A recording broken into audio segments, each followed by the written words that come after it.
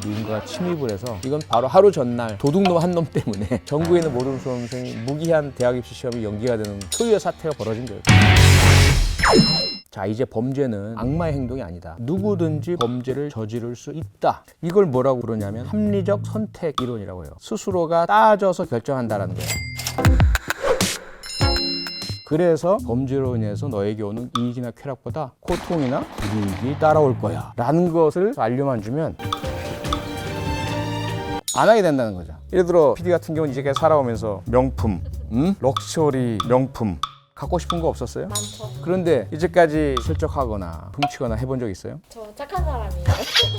왜 안 했어? 착한 사람이란 거는 사실은 그래서 나는 전혀 안 믿어요. 인간이니까 탐나는 것이 분명히 있었을 텐데 왜 훔치지 않았어요? 잡힐까 봐. 그거죠. 잡힐까 봐. 착하다는 건 사실 난 믿지 않아요. 착하네요. 누군가 와서 유혹을 할 수도 있어요. 방송국에 있으니까 BTS가 출연한다며. BTS 오는데 회사 출입증 같은 거 어떻게 구해요? 들어올 수 있게 출입증 살짝만 빌려주면 내가 1,000만 원 줄게. 저도 보고 싶어요.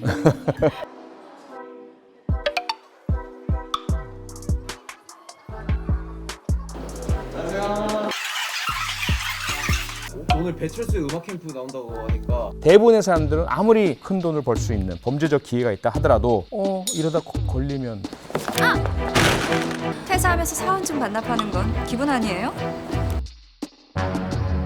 그게 보통 사람의 시소예요. 그래서 내가 범죄로 인해서 잃게 될 이익이나 받게 될 고통, 이것이 늘 더 무거운 시소가 우리 인간이에요. 그렇게 만들어요, 인간을. 왜? 사회를 유지하려고. 그런데 범죄가 벌어지잖아. 그럼 왜 벌어질까? 어떤 사람들은 이 시소가 툭하면 자꾸 이쪽으로 내려가는 거야.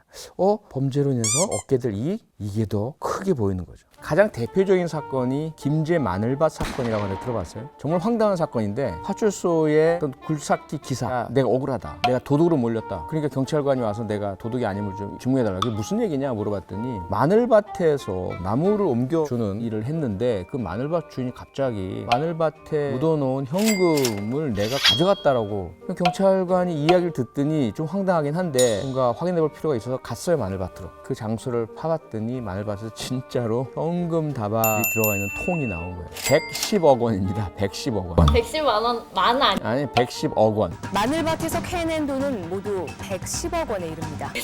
이건 도대체 어떻게 된 거냐? 이 마늘밭 부인의 오빠와 남동생이 돈을 맡긴 거예요. 불법 도박 사이트를 개설해서 돈을 엄청나게 번 거예요. 잡힐 것 같은 상황이 되니까 저부 빨리 현금화를 한 다음에 이 누나 부부한테 맡긴 거예요. 이것 좀 보관해 둬라. 우리 아무래도 들어갔다 나올 것 같다. 계산을 해보니까 길어봐야 한 2년 있다 올 것 같으니까 2년 있다가 나와서 110억 원 챙긴다? 그랬는데 문제는 누나 부부도 조금씩 빼내 쓴 거예요. 한 10여억 원 정도를 뺐었어. 걱정이 되잖아요. 동생이랑 오빠랑 이제 나중에 오면 내 돈 빼갔잖아. 그것이 두려운 나머지 굴삭기 기사한테 뒤집어 씌우려 한 거야. 이 굴삭기 기사가 예상외로 경찰을 찾아갔던 거죠. 그렇게 해서 출소하기 2달 전에 이 꿈에 부풀어서 2년 동안 난 나가면 이제 110억 원이 기다리고 있어 라는 것만 가지고 교도소에 있던 이 동생은 나와서 황당한 거죠. 그 모든 돈이 다 경찰에 압수당해 오히려 추가적인 수사를 받게 된 사건이에요. 아주 전형적인 대산에 의한 범죄라고 볼 수 있고요.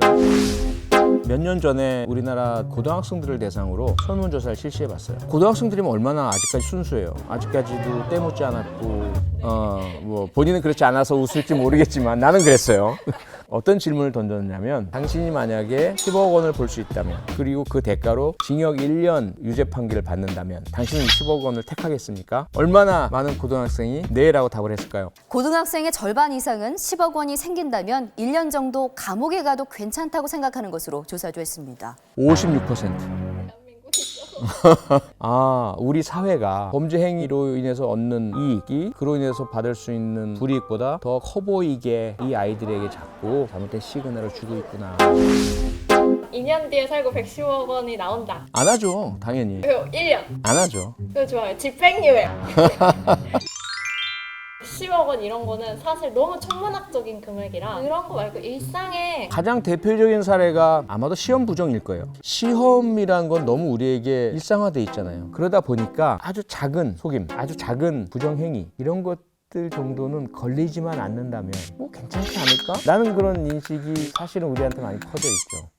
그래서 아마 여러분들이 여전히 기억할 거예요. 숙명여고 쌍둥이 자매 사건. 아버지가 교무부장 선생님이었고 쌍둥이 딸이 한 학생은 문과, 한 학생은 이과였는데 한 학생은 전교 56등 정도, 한 학생은 121등 정도인데 갑자기 둘 다 전교 1등을 한 거예요. 거기다 이제 아버지가 교무부장이다 보니까 시험지와 답안지에 접근할 수 있는 그런 영향이 있지 않느냐. 결국 경찰이 압수수색을 합니다. 그래서 확인된 게 그 집에서 시험지가 나왔어요. 그리고 이 학생들의 휴대폰 내에서 찍어놓은 문제와 답 쫙 목록들이 나온 거예요. 그래서 또 결정적으로 뭐가 나왔냐면 과학시험 문제 중에 하나가 처음에 선생님이 오답을 제출한 거예요. 10대 11 이게 정답인 것으로 잘못 제출을 했는데 나중에 바로 잡았거든요. 그런데 그 오답을 유일하게 이 쌍둥이 자매 이과 학생이 적어놓은 거죠. 정답도 아니고 오답을. 이러한 증거들이 확보가 되었기 때문에 법원에서는 아버지 교무부장 선생님에게 징역 3년, 그다음에 이 딸들 미성년자 소년법 적용 대상이고 하니까 정식 재판이 아니라 소년법원으로 송치를 했는데 이 딸들이 끝까지 부인을 하는 거예요. 우리는 전혀 잘못한 게 없다. 우리 실력을 했다. 이렇게 주장을 하니까 소년법원의 판사가 도루 형사법원으로 보냈어요. 그 형사법원에서 다시 이 쌍둥이 자매는 징역 1년 6개월, 아버지의 절반이죠. 그 집행유예를 받았는데 더 충격적인 것은 이 쌍둥이 자매가 법정에서 끝까지 검사가 학생들이 잘못했다라고 꾸짖으니까 검사가 생각하는 정의가 무엇입니까? 이런 식으로 오히려 되묻고 끝까지 범행을 부인하고 오히려 우리가 뭘 잘못했느냐. 아마 그 인식 속에는 다들 그렇지 않아? 어쨌든 아빠 찬스, 엄마 찬스 쓰고 서로 할 수 있는 모든 수단을 다 쓰잖아. 그건 나는 내가 쓸 수 있는 수단을 썼을 뿐이야. 라는 합리화가 이면에 있었던 것 같아요. 근데 그걸 그대로 드러낼 수는 없다 보니까 아예 부정행위 자체를 부인하면서 부끄럽지 않은 유사한 사건을 제가 직접 수사한 적이 있어요. 1992년 1월 21일 날 발생을 한 사건입니다. 바로 그 다음 날이 지금으로 보면 수능이죠. 그 전날에 그 시험지를 보관하고 있는 고사장이죠. 누군가가 침입을 해서 국어, 영어, 수학 다 과목별 한 부씩을 다 가져가 버린 거예요. 보고를 했더니 어떻게 될까요? 전국에 있는 모든 수험생들에게 무기한 연기.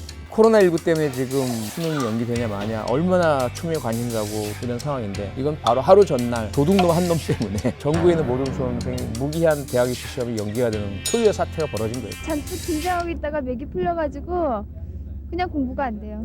미리 한 공부를 오히려 까먹지 않으면 다행이죠. 동기가 부여될 수 있는 사람 바로 그 대학의 경비 과장이었어요. 그 경비 과장의 동생이 대전 지역에서 아주 악명 높은 조폭 두목이었고 그 조폭 두목이 한 33건 정도의 소송을 벌이고 있었고 변호사 비용도 많은 돈이 필요했어요. 이게 스토리가 연결되잖아요. 이 경비 과장을 그러면 일단 체포를 합시다 라고 우리가 회의하고 있었는데 그 순간 자살을 해버렸어요.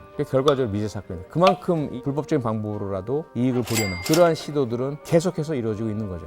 그 범죄는 그렇게 단순하지 않은 것이고 인간의 합리성도 단순하지 않은 거예요. 영국이나 미국에 이제 코로나19 끝나고 여행 가시면 눈여겨보세요. Crime does not pay라는 문구입니다. 어디 가나 보여요. 이 범죄적인 유혹에 빠져드는 56%의 우리 고등학생들이 답한 이 상황을 바꿔야 될 거 아니겠어요? 그게 뭐냐? 범죄는 돈이 되지 않아 라는 얘기를 계속 해줘야 되는 거예요. 돈 될 것 같지? 쉽게 돈 벌 것 같지? 근데 결국은 그들을 다 쫓아가 봐요. 결과적으로 손해인 거예요.